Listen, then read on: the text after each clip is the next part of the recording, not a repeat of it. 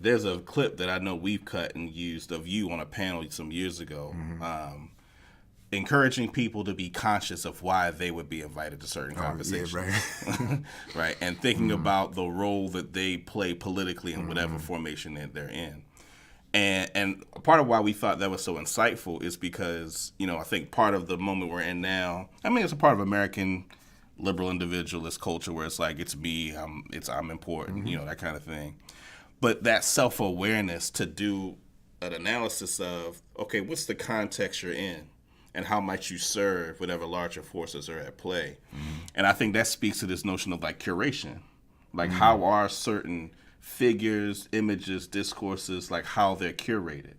So if you can say a little bit about just your analysis of the politics of popularity in this piece around like curation.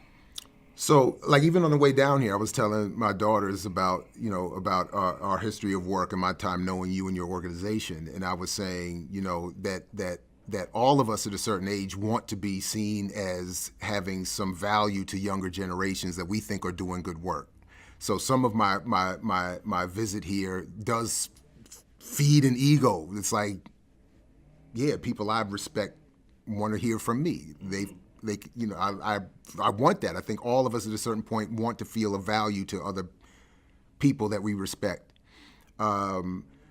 But at the same time, I recognize that's part of the recognition. I recognize that I'm invited because I'm performing, or my work, or my what I do is seen by you to have some value.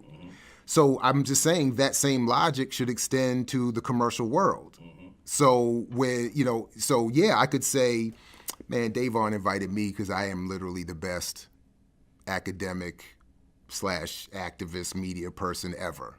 Like, of course, nobody does better than me. I'm the best. Of course, that's why they invite. Or I could say, okay, I'm pretty good. I'm not without value. I can have some self, whatever. But no, they're inviting me because they have a project, they have a goal that I'm aiding. So when Pepsi calls Beyonce, or when Jack Dorsey calls Jay-Z, at some point, whether I would have to speculate as to what they think, or at some point, the hope would be, or at least from our perspective analytically, we should be able to say at some point they have to recognize, or we have to recognize, that they are being invited to perform a task that those who are inviting them find value in. So it's the same thing. So obviously he's made a turn more recently, but historically there was that moment when Kanye spoke out against George Bush after the levees broke. I don't want to again blame Mother Nature for what the levees broke. Let me just leave it there for now. But Jay-Z came to him at that time and said, "You can't. That's not a sustainable position for you to take publicly. You can't be out here messing up our arrangement with the corporate world by talking trash about the president in some seemingly radical way." So I'm probably oversimplifying it, but that's a turning point, I think, in Kanye's career. And now we see him with Candace Owens doing almost the exact opposite.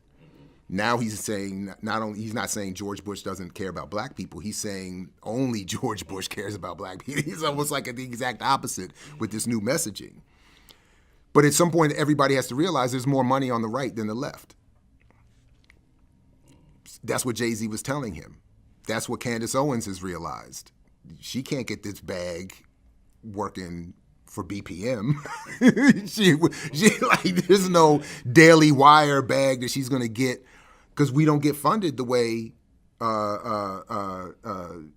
what's his name, Ben Shapiro and them get funded to fund her, et cetera and so forth. So in other words, that's really all I was trying to say. Like, we have to be all a little bit humble and say, look, I need to understand why I'm being invited somewhere. And whoever's inviting me is looking for me to perform a certain function. And that's why we all know, and I've experienced it myself, when I've gone somewhere for a paycheck, and I know immediately when I've said that one thing that's going to get me disinvited going forward. Oh, that was it. And you can even see it when they hand you the check. Bye forever. Like, as opposed to, can't wait to see you again. Right. And we all know it. And then sometimes we consciously, we will look, I can't principally, And then sometimes for our jobs and elsewhere, I'm no better than anybody else in that regard. We walk up to a line and then we stop. And we say, if I say that one more thing, that's it. I will have cut myself off from being of value to this host.